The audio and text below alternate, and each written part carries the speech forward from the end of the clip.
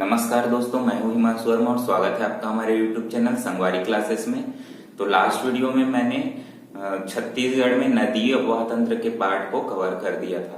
तो उसमें से कुछ पार्ट बचा हुआ है, उसमें जलप्रपात और डैम के बारे में बताना बचा हुआ है, तो वो पार्ट मैं बाद में कवर करूंगा। और हम लोग एक नया सीरीज स्टार्ट कर रहे हैं, छत्तीसगढ़ की मौसम तथा जलवायु परिवर्तन। इसके पहले हम लोगों को देखना होगा कि मौसम तथा जलवायु परिवर्तन कैसे होता है पूरे पृथ्वी पर, पूरे धरती पर मौसम तथा जलवायु परिवर्तन कैसे होता है, हमारे भारत देश में मौसम तथा जलवायु परिवर्तन कैसे होता है, ये सब हम लोगों को डिटेल से देखना पड़ेगा। और ये स्पेशल वीडियो है, मकर संक्रांति स्पेशल वीडियो। मैं आप लोग को इसमें बताऊंगा कि मकर संक्रांति कैसे पड़ता है और धरती पे जलवायु परिवर्तन कैसे होता है। तो ये हम लोग हर कोई इसको नहीं समझाता है, तो इसको मैं आप लोगों को अच्छे से डिटेल से समझाऊंगा। तो इसको आप लोग इस वीडियो को जरूर देखें। इस वीडियो को देखेंगे तो आपको पूरा पता चल जाएगा। इसको देखने के बाद मौसम तथा जलवायु परिवर्तन एकदम क्लियर हो जाएगा। तो इस वीडियो को जरूर देखें। लेकिन उसके पहले हम लोग लास्ट क्लास के 2 क्वेश्चन का आंसर डिस्कस करेंगे, फिर हम लोग मौसम तथा जलवायु परिवर्तन देखेंगे और उसके बाद हम लोग नया जो 2 क्वेश्चन है वो मैं आपको बताऊंगा। तो लास्ट क्लास का 2 क्वेश्चन का आंसर है, पहला था छत्तीसगढ़ का पहला बाल मित्र पंचायत कौन सा है। तो छत्तीसगढ़ का पहला बाल मित्र पंचायत है तखतपुर, जो मुंगेली जिले में पड़ता है।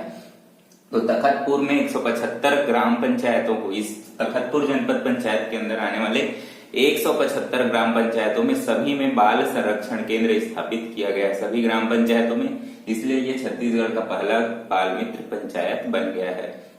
इसके बाद छत्तीसगढ़ में दिव्यांग भवन कहाँ खोला गया है। तो छत्तीसगढ़ में दिव्यांग भवन राजनांदगांव में खोला गया है। छत्तीसगढ़ में जो दिव्यांग भवन राजनांदगांव में खोला गया है वो देश का पहला दिव्यांग भवन है। इसमें 150 लोगों के रहने और उनके ट्रेनिंग की व्यवस्था है, ट्रेनिंग का अरेंजमेंट है। ठीक है, तो ये जो है हमारा दिव्यांग भवन राजनांदगांव में खोला गया है। इसके बाद हम लोग देखेंगे मौसम तथा जलवायु परिवर्तन। तो मौसम तथा जलवायु परिवर्तन कैसे होता है। तो सबसे पहले हम लोग इस डायग्राम को मैं आपको समझा रहा हूं। तो सबसे पहले देखो, ये जो है हमारा सन है, ठीक है, सूर्य है, और सूर्य के चारों तरफ पृथ्वी क्या करती है, परिक्रमा करती है। पृथ्वी सूर्य के चारों तरफ परिक्रमा करती है और पृथ्वी अपनी अक्ष पर भी, अपनी जो धुरी है, धुरी पर भी ये गोल गोल राउंड राउंड घूमते रहती है। ठीक है, तो पृथ्वी पर दिन और रात होने का जो कारण है वो पृथ्वी की घूर्णन गति है। मतलब पृथ्वी जो यहाँ ये ऐसे है, पृथ्वी तिरछी, तो ये इस तरीके से घूमते रहती है, इसके कारण दिन और रात होता है। यहीं पर अपने जगह पर ऐसे ऐसे घूमते ही रहेगी, ये पूरा घूमते तक इस तरीके से ये घूमेगी। ठीक है, और ये तिरछा है, थोड़ा सा 23.5 डिग्री ऐसे झुकी हुई है। ठीक है, पृथ्वी, तो ये जो पृथ्वी की घूर्णन गति है वही यहाँ पर दिन और रात होने का कारण है। और ये एक चक्कर जो यहाँ से मान लो स्टार्ट होती है, ये वाला चीज आप लोग ध्यान दीजिए, ये जो है मान लो यहाँ से स्टार्ट हो रही है, तो ये एक चक्कर पूरा घूमने में यहाँ वापस आने में 24 घंटे का समय लगाती है। तो पृथ्वी की घूर्णन गति का एक घूर्णन जो है 24 घंटे का होता है। तो अपनी जगह पर जो 1 घंटे घूमती है, एक परिक्रमा पूरी करती है, वो 24 घंटे का होता है। ऐसे 24 घंटे में पूरा एक परिक्रमा पूरा कर लेती है। इसके बाद पृथ्वी पे मौसम का बदलना जो है, तो मौसम का बदलना उसका कारण क्या है वो देखेंगे। तो हम लोग देखते हैं कि पृथ्वी का सूर्य के चारों ओर परिक्रमा करना तथा अपनी अक्ष पर 23.5 डिग्री झुका होना। ठीक है, तो पृथ्वी, इसके अलावा ये तो खुद अपनी जगह पे घूम रही है, घूर्णन गति है। इसके अलावा पृथ्वी क्या करती है, अपनी अक्ष पर परिक्रमा करती है इस तरीके से। ठीक है, तो ये जो है जो अक्ष पर परिक्रमा कर रही है, और ये जो 23.5 डिग्री झुकी हुई है। ठीक है, पृथ्वी जो है हमारी धरती 23.5 डिग्री झुकी हुई है, 23.5 डिग्री झुकी हुई है। तो यही क्या है, इसका मौसम के बदलने का कारण है। तो पृथ्वी यहाँ से पूरा एक चक्कर ऐसे घूम के यहाँ आने में 365 दिन का समय लगाती है। 365 से ही 1/4 दिन का। ठीक है, तो इतने दिन का समय लगाती है, या 365 दिन 6 घंटा बोल सकते हैं। ये पृथ्वी का परिक्रमण काल है। अगर पृथ्वी का परिक्रमण काल पूछेगा तो 365 दिन 6 घंटा, और घूर्णन काल जो है 24 घंटा का होता है। ठीक, तो ये है हमारा मतलब पृथ्वी पर दिन रात होने का कारण, मौसम बदलने का कारण। अब इस डायग्राम को मैं आपको अच्छे से समझा देता हूँ। जो ये है हमारा नॉर्थ पोल है, ठीक है, उत्तरी ध्रुव है, और ये जो है हमारा दक्षिणी ध्रुव है। उत्तरी ध्रुव और दक्षिणी ध्रुव। तो उत्तरी ध्रुव और दक्षिणी ध्रुव का जो बीचों बीच वाला हिस्सा है, यहां को हम लोग 0 डिग्री अक्षांश मानते हैं। 0 डिग्री अक्षांश है ये जो बीच वाला रेखा है, इसी को हम लोग भूमध्य रेखा कहते हैं। मध्य में है इसलिए इसको भूमध्य रेखा कहते हैं। 0 डिग्री इसका वैल्यू माना गया है। यहां से ऊपर जाएंगे तो उत्तरी अक्षांश में काउंट होगा और यहां से नीचे आएंगे तो दक्षिणी अक्षांश में। तो भूमध्य रेखा के उत्तर को उत्तरी गोलार्ध कहते हैं। 0 डिग्री से ऊपर को उत्तरी गोलार्ध, भूमध्य रेखा के नीचे को दक्षिणी गोलार्ध कहते हैं। कर्क रेखा जो होता है उत्तरी गोलार्ध में 23.5 डिग्री पर होता है। 23.5 डिग्री पर कर्क रेखा होता है उत्तरी गोलार्ध में, और मकर रेखा दक्षिणी गोलार्ध में 23.5 डिग्री पर होता है। ठीक है, कर्क रेखा उत्तरी गोलार्ध में 23.5 डिग्री पर है और मकर रेखा दक्षिणी गोलार्ध में 23.5 डिग्री पर है। और 0 डिग्री पर क्या है, भूमध्य रेखा है। और पृथ्वी कितनी झुकी हुई है, 23.5 डिग्री ही झुकी हुई है। तो 23.5 आपको याद हो जाएगा। 23.5 डिग्री पर पृथ्वी झुकी हुई है। यहाँ पर है उत्तरी ध्रुव, यहाँ पे है दक्षिणी ध्रुव। जो भूमध्य रेखा का ऊपर का हिस्सा है, जो उत्तरी ध्रुव की ओर का हिस्सा है, वो उत्तरी गोलार्ध, और भूमध्य रेखा के नीचे की ओर का हिस्सा दक्षिणी गोलार्ध है। उत्तरी गोलार्ध में 23.5 डिग्री पर कर्क रेखा है, 0 डिग्री पर भूमध्य रेखा है, और नीचे क्या है, 23.5 डिग्री पर मकर रेखा है। अब देखो कि मौसम कैसे बदलता है। तो अब आपको समझ में आएगा कि मौसम कैसे बदलता है। तो 22 दिसंबर का समय, ठीक है, 22 दिसंबर को और 21 जून को, दोनों टाइम में जो भूमध्य रेखा है सूर्य के सीधी होती है। ठीक है, भूमध्य रेखा पर सूर्य की किरणें सीधी पड़ती है। भूमध्य रेखा पर सूर्य की किरणें सीधी पड़ेगी। कब पड़ेगी, 22 दिसंबर को और 21 जून को। ठीक है, यहां पर भी सूर्य की किरणें सीधी पड़ रही है भूमध्य रेखा पर। 22 दिसंबर को और 21 जून को सूर्य की किरणें भूमध्य रेखा पर सीधी पड़ेगी। 22 दिसंबर को भूमध्य रेखा पर सीधी पड़ेगी, सूर्य की किरणें भूमध्य रेखा के सीधी पड़ेगी, यानी सूर्य जस्ट भूमध्य रेखा के ऊपर होगा 22 दिसंबर को और 21 जून को। तो 22 दिसंबर में देखो, हमारा जो भारत देश है वो उत्तरी गोलार्ध है। मैं भारत के अनुसार ही मौसम और जलवायु परिवर्तन के बारे में बताऊंगा। ठीक है, तो देखो उत्तरी गोलार्ध में हमारा भारत देश है, दक्षिणी गोलार्ध में अन्य देश हैं। तो उत्तरी गोलार्ध है कि यहाँ पर हमारा भारत देश है। ठीक है, पूर्वी उत्तरी गोलार्ध में यहाँ पर हमारा भारत देश है, भूमध्य रेखा के थोड़े से ऊपर। तो सूर्य की किरणें जो है 22 दिसंबर को भूमध्य रेखा के ऊपर होगी और 21 जून को भी भूमध्य रेखा के ऊपर होगी। अब देखो, जब 22 दिसंबर को ये सूर्य की किरणें भूमध्य रेखा के ऊपर है, तो सूर्य की किरणें सीधी किधर पड़ रही हैं, नीचे। दक्षिणी गोलार्ध में सूर्य की किरणें ज्यादा पड़ेंगी, उत्तरी गोलार्ध तो इधर ढका हुआ है। ठीक है, तो दक्षिणी गोलार्ध में सूर्य की किरणें सीधी पड़ रही है। तो दक्षिणी गोलार्ध में 22 दिसंबर के समय ग्रीष्म ऋतु होगा। ठीक है, जो हमारे यहाँ जब उत्तरी गोलार्ध में तो सूर्य की किरणें ज्यादा पड़ नहीं रही है, दक्षिणी गोलार्ध में सूर्य की किरणें ज्यादा पड़ रही है। तो जहां पे सूर्य की किरणें तेज पड़ेगी, सीधी रेखा में पड़ेगी, ठीक है, सीधी पड़ेगी, वहां पे गर्मी होगा, क्योंकि वो जस्ट ऊपर होगा सूर्य के जस्ट, पृथ्वी के जस्ट ऊपर होगा सूर्य। तो वहां पर सूर्य की किरणें सीधी पड़ेगी, तो वहां पर क्या होगा, ग्रीष्म ऋतु होगा। तो जब 22 दिसंबर का समय होता है, ठीक है, 23 सितंबर से लेके 21 मार्च के बीच, पूरा 23 सितंबर से 21 मार्च के बीच, 21-22 मार्च के बीच क्या होता है, दक्षिणी गोलार्ध में सीधी पड़नी शुरू हो जाती है रेखा। यहाँ से थोड़ी थोड़ी सीधी पड़नी शुरू होती है, यहाँ से ग्रीष्म ऋतु दक्षिणी गोलार्ध में शुरू हो जाएगा। तो दक्षिणी गोलार्ध में 23 सितंबर से 21-22 मार्च के बीच थोड़ी थोड़ी पढ़नी, यहाँ से पढ़नी शुरू हो जाएगी सीधी, और यहाँ पे एकदम सीधी पड़ेगी भूमध्य रेखा पर। फिर इसके आगे धीरे धीरे ये नीचे आते जाएगी, ठीक है, मकर रेखा तक जाएगी, फिर वापस आएगी। तो ये होता है कि इसको सूर्य का दक्षिणायन होना है। ठीक है, ये दक्षिण की ओर जा रही है तो दक्षिणायन होना, जब तक नीचे 23.5 डिग्री तक जाएगी तो दक्षिणायन हो रहा है सूर्य का। ठीक है, तो ये 21 मार्च के बाद से फिर ये उत्तर भूमध्य रेखा पे के उत्तर की ओर पड़नी शुरू होगी। ठीक है, तो जब तक 21 मार्च 22 मार्च नहीं आता, तब तक ये दक्षिणी गोलार्ध पर ज्यादा पड़ेगी उत्तरी गोलार्ध की अपेक्षा। तो 23 सितंबर से 21-22 मार्च के बीच ये दक्षिणी गोलार्ध पर पड़ेंगी। फिर 21 मार्च से 23 सितंबर, ठीक है, 21 मार्च से 23 सितंबर जब इधर घूमेगा तो ये उत्तरी गोलार्ध पर सीधी पड़ रही है भूमध्य रेखा के, ठीक है। तो भूमध्य रेखा पर सीधी पड़ेंगी और इसके अलावा उत्तरी गोलार्ध पर सीधी सीधी सूर्य की किरणें पड़ रही हैं ऊपर की ओर, ठीक है। तो इसलिए 21-22 मार्च से लेकर 23 सितंबर के बीच उत्तरी गोलार्ध में क्या होगा, ग्रीष्म ऋतु होगा। और हमारा भारत देश यहाँ उत्तरी गोलार्ध में स्थित है, उत्तर पूर्वी गोलार्ध में, इसलिए हमारे यहाँ जून मार्च से लेके सितंबर के बीच ही क्या होता है, गर्मी होता है, ठीक है। और जो भारत है या उत्तरी गोलार्ध में ग्रीष्म ऋतु में ही वर्षा होती है, ठीक है। तो वर्षा जो अलग कोई ऋतु नहीं होती, एक्चुअल में ग्रीष्म ऋतु में ही वर्षा होती है। तो ये आप लोगों को जानना चाहिए कि ग्रीष्म ऋतु में ही वर्षा होती है, वर्षा ऋतु कोई अलग ऋतु नहीं है, 2 ही ऋतु होती है मुख्य रूप से, लेकिन हम लोग 3 ऋतुओं में पढ़ते हैं, ग्रीष्म, शीत और वर्षा ऋतु, लेकिन एक्चुअल में ग्रीष्म ऋतु और शीत ऋतु होती है, ठीक है। तो ठंड का मौसम होगा और गर्मी का मौसम होगा। तो दक्षिणी गोलार्ध में गर्मी कब होगी, 22 दिसंबर को, ठीक है। 23 सितंबर से 21 मार्च के बीच गर्मी होगी दक्षिणी गोलार्ध में, ठीक है। तो यहाँ पे सूर्य की किरणें डायरेक्ट पड़ रही है इसलिए, और 21 मार्च से लेकर 23 सितंबर को उत्तरी गोलार्ध में गर्मी होगी। और बाकी टाइम इधर जब रहेगी तो उत्तरी गोलार्ध में ठंड होगी और इधर उत्तरी गोलार्ध में गर्मी होगी और दक्षिणी गोलार्ध में ठंड होगी, ठीक है। तो इतना आप लोग को जान लेना चाहिए।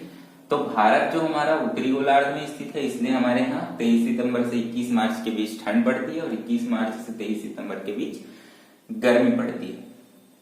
इसके बाद हम लोग देखेंगे कि सबसे जो 22 दिसंबर होता है सबसे छोटा दिन होता है, ठीक है, ठंड का दिन है, सबसे छोटा दिन होता है 22 दिसंबर, और जो 21 जून है सबसे बड़ा दिन होता है, ठीक है। हमारे भारत के हिसाब से मैं बता रहा हूँ, 22 दिसंबर जो है सबसे छोटा दिन होता है और 21 जून जो होता है सबसे बड़ा दिन माना जाता है। इसके बाद ये तो हो गया मौसम का बदलना कैसे होता है, ठीक है। अब मैं आप लोगों को बताऊंगा कि मकर संक्रांति कैसे पड़ती है, ठीक है। मकर संक्रांति कैसे पड़ती है, तो ये हम लोग आपको आज अच्छे से समझ आ जाएगा। तो आप किसी को भी बता सकते हैं कि मकर संक्रांति एक्चुअल में 14 तारीख के आसपास ही क्यों पड़ती है, ठीक है। तो ये जो गणना है सूर्य के हिसाब से होता है, इसलिए ये आज 14 के आसपास ही पड़ती है। हमारे जो त्योहार है वो चंद्रमा की गणना के हिसाब से होती है, इसलिए उनका डेट हमेशा दिवाली कभी नवंबर में कभी दिसंबर में पड़ती है, लेकिन मकर संक्रांति हमेशा जनवरी में पड़ती है, क्योंकि ये सूर्य के हिसाब से इसकी गणना होती है। तो जो इंग्लिश कैलेंडर है उसमें हमारा सूर्य के हिसाब से गणना होती है, इसलिए ये डेट ज्यादा अंतर नहीं आता है डेट में, ठीक है। जबकि जो अन्य त्योहार है हिंदू त्योहार उसमें डेट में अंतर आता है, क्योंकि उनमें चंद्रमा से ही उनकी गणना होती है, ठीक है। तो सूर्य से जहां पे गणना होगी वहां डेट लगभग आसपास ही रहेगा, एक आध दिन का ही अंतर मिलेगा। तो लगभग 14 जनवरी को ही मकर संक्रांति पड़ती है, ठीक है। तो देखते हैं कि मकर संक्रांति 14 जनवरी को कैसे पड़ती है, ठीक है। तो देखो 30 दिन इंटू 6 माह, ठीक है। 30 दिन एक महीने में होता है 30 दिन, और 6 माह में ये कितना घूम रहा है, इतना, ठीक है। यहां से कहां आ रहा है, यहां 30 दिन 6 माह में इतना घूम रहा है ना, ठीक है। पूरे एक साल में एक चक्कर घूमता है, तो आधे चक्कर कितने में घूमेगा, 6 माह में घूमेगा। और हर माह में कितने दिन होते हैं, 30 दिन होते हैं। तो 6 माह इंटू 30 दिन यानी कितना दिन हो गया, 30 इंटू 6 यानी 180 दिन, ठीक है। और यहां से यहां घूमने में वो कितना डिग्री घूम गया, 180 डिग्री घूम गया, ठीक है। पहले क्या था, इधर था, और यहां से यहां घूमा तो 180 डिग्री इधर आ गया, ठीक है। तो 180 डिग्री घूम गया, तो 180 दिन में 180 डिग्री घूम जाता है पृथ्वी। तो एक दिन में लगभग कितना डिग्री घूमेगा, 1 डिग्री घूमेगा। अगर 180 दिन में 180 डिग्री घूम रहे तो एक दिन में 1 डिग्री घूमेगा। तो एक सप्ताह में 7 दिन होते हैं, तो 7 डिग्री लगभग 8 डिग्री एक सप्ताह में घूमता है, ठीक है। एक सप्ताह में लगभग 8 डिग्री घूमता है, क्योंकि टोटल 365 दिन होते हैं ना, 360 दिन के हिसाब से 360 डिग्री घूम रहे हैं मानेंगे, तो ये ज्यादा दिन में घूमता है, तो लगभग 8 डिग्री घूम जाता है, ठीक है। एक सप्ताह में 8 डिग्री लगभग घूमता है। तो 3 सप्ताह में कितना डिग्री घूमेगा, 24 डिग्री लगभग घूमेगा, ठीक है। 3 सप्ताह में ये 24 डिग्री घूमेगा। ये 22 दिसंबर का समय है, ठीक है। तो पृथ्वी 3 सप्ताह में कितना डिग्री घूमेगा, 24 डिग्री घूमेगा। एक सप्ताह में 8 डिग्री, तो 3 सप्ताह में 8 या 24 डिग्री, 24 डिग्री लगभग 3 सप्ताह में पृथ्वी घूम जाएगा। तो 3 सप्ताह यानी कितना दिन होता है? 21 दिन। 7 या 21 दिन होता है, तो 21 दिन में लगभग 24 डिग्री घूमेगा, और 24 डिग्री यानी लगभग 23.5 डिग्री हम लोग मान के चल रहे हैं, ठीक है। इसीलिए एक आध दिन का अंतर आता है, बोला हूं ना मैं, ठीक है, एक आध दिन का अंतर आता है। तो ये थोड़ा बहुत लगभग हम लोग एज्यूम कर रहे हैं, इसलिए एक दिन का अंतर, 1 से 2 दिन का अंतर मकर संक्रांति में देखने को मिलेगा, लेकिन लगभग 14 के आसपास ही पड़ता है, ठीक है। तो कैसे काउंट हो रहा है मैं आपको बता रहा हूं। तो 21 दिन में लगभग 23.5 डिग्री घूमता है। अब देखो, आपको बस इतना निकालना था कि 21 दिन में 23.5 डिग्री घूमता है, क्योंकि हम लोग 23.5 डिग्री पे मकर रेखा है, ये पता है। अब देखो 22 दिसंबर को मैं आपको बता चुका हूं, 22 दिसंबर को सूर्य भूमध्य रेखा के ऊपर होता है, ठीक है। 22 दिसंबर को कहाँ है? सूर्य भूमध्य रेखा के ऊपर है। अब देखो ये क्या होगा, ये आगे बढ़ेगा, घूमेगा 21 मार्च की ओर जाने के लिए।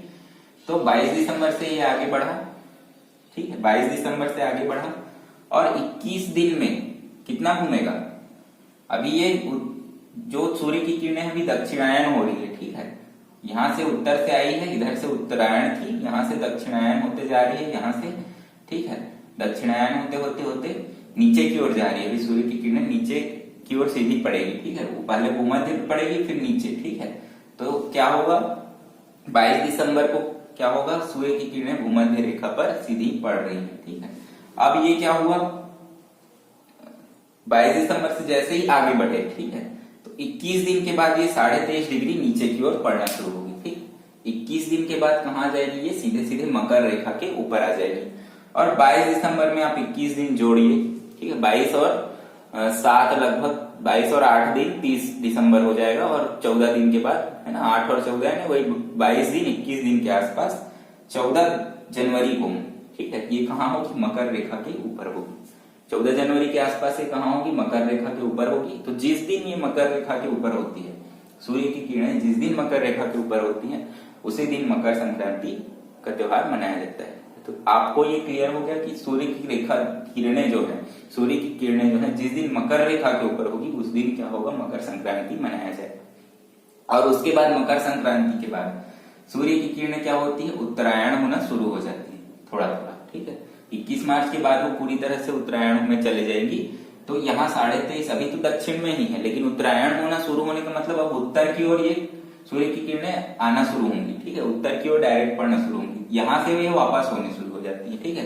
अभी क्या हो रहा था, सूर्य की किरणें यहाँ पे थे तो कहाँ था, 23.5 डिग्री, ठीक है, इधर थे तो कहाँ था, यहाँ थे तो भूमध्य रेखा पर पड़ रहा था डायरेक्ट, ठीक है। ये क्या हुआ, ये ऐसे घूमते गया, तो ये इधर ऊपर की ओर पड़ते गया डायरेक्ट, फिर यहाँ से क्या होगा, कर्क रेखा तक डायरेक्ट पड़ेगा, फिर कर्क रेखा के बाद वापस इधर आना शुरू होगा, फिर यहाँ पे, ठीक है, भूमध्य रेखा पर, यहाँ पर धीरे धीरे यहाँ तक आएगा, ठीक है, फिर यहाँ पर भूमध्य रेखा पर डायरेक्ट पड़ेगा, फिर नीचे की ओर डायरेक्ट पड़ना शुरू हुआ, ठीक है, यहाँ पर भूमध्य रेखा की ओर डायरेक्ट पड़ा, यहाँ पे भूमध्य रेखा पर पड़ा, फिर ऊपर की ओर पड़ा कर्क रेखा, फिर वापस लौटते यहाँ पे कहाँ पे आएगा, ठीक है, यहाँ पे आया तो भूमध्य रेखा पर वापस डायरेक्ट पड़ेगा, फिर दक्षिण की ओर डायरेक्ट पड़ेगा, ठीक है। तो दक्षिण की ओर मकर रेखा तक डायरेक्ट पड़ेगा, उसके बाद फिर मकर रेखा के बाद ये ऊपर की ओर वापस से पड़ना शुरू होगा, ठीक है। तो यही है कि सूर्य का उत्तरायण होना, मतलब ये दक्षिण से उत्तर की ओर वापस जाना शुरू हो रहा है, ठीक है। डायरेक्ट जो सूर्य दक्षिण के ऊपर था, यहाँ पर मकर रेखा के ऊपर था सूर्य, अब सूर्य किसके ऊपर आएगा, उसके थोड़े मान लो 23.5 डिग्री है तो 22 डिग्री के ऊपर आ गया, फिर 21 डिग्री के ऊपर आ गया, फिर 20 डिग्री के ऊपर आ गया, फिर ऐसे करते हुए 0 डिग्री के ऊपर आएगा। तो ये क्या हो रहा है, सूर्य का उत्तरी गोलार्ध की ओर जा रहा है फिर से ऊपर, तो सूर्य का इसी को उत्तरायण होना कहते हैं। तो इसीलिए मकर संक्रांति के बाद सूर्य का उत्तरायण होना शुरू हो जाता है और फिर से ठंड कम होनी शुरू हो जाती है, क्योंकि अब ये भारत की ओर सूर्य डायरेक्ट पड़ना शुरू हो रहा है। यहाँ पर क्या था, दक्षिण की ओर पड़ रहा था सूर्य डायरेक्ट, अब कहाँ पे सूर्य डायरेक्ट पड़ना शुरू हो रहा है, भारत की ओर आ रहा है, ठीक है। तो ये 0 पे आएगा तो थोड़ा सा गर्मी ठंड कम हो जाएगी, ठीक है। तो यही है कि मकर संक्रांति का कारण क्या है, सूर्य का उत्तरायण होना क्या है, और मकर संक्रांति किस दिन क्यों पड़ता है, तो ये हमारा डिटेल से हो गया। और यही है मौसम तथा जलवायु परिवर्तन। तो इस वीडियो को आप लोग अगर अच्छे से समझ जाते हैं तो फिर आपको आगे जो भी है भारत की जलवायु का परिवर्तन कुछ भी पूछे इससे रिलेटेड, तो आप आराम से इसको सॉल्व कर सकते हैं। कोई भी एग्जाम हो, पीएससी हो, यूपीएससी हो, स्टेट पीएससी हो, एसएससी हो, रेलवे हो, ठीक है, पुलिस का एग्जाम हो, कोई भी व्यापम का एग्जाम हो, तो वो सब में ये सभी में काम आएगा। तो इसको आप लोग स्क्रीनशॉट ले लीजिए। इसके स्क्रीनशॉट लेने से पहले आप लोग नेक्स्ट क्लास का 2 क्वेश्चन आप लोग लिख लीजिए। तो पहला क्वेश्चन है जो छत्तीसगढ़ में सोलर पार्क, दोनों छत्तीसगढ़ से रिलेटेड क्वेश्चन है। तो छत्तीसगढ़ में सोलर पार्क कहाँ स्थापित किया गया है ये आपको बताना है, ठीक है, और कितने मेगावाट का है ये भी बताना है। दूसरा है कि हमारा एलपीजी बॉटलिंग प्लांट, छत्तीसगढ़ में एलपीजी बॉटलिंग प्लांट कहाँ स्थापित किया गया है और किस कंपनी के साथ मिलकर स्थापित किया गया है। तो ये दोनों इंपॉर्टेंट क्वेश्चन है आप लोगों के लिए, करंट अफेयर के लिए। तो ये आपको करंट अफेयर का कमेंट बॉक्स में आंसर देना है। और दूसरा चीज है कि आपका मौसम तथा जलवायु परिवर्तन, इसका आप स्क्रीनशॉट ले लीजिए।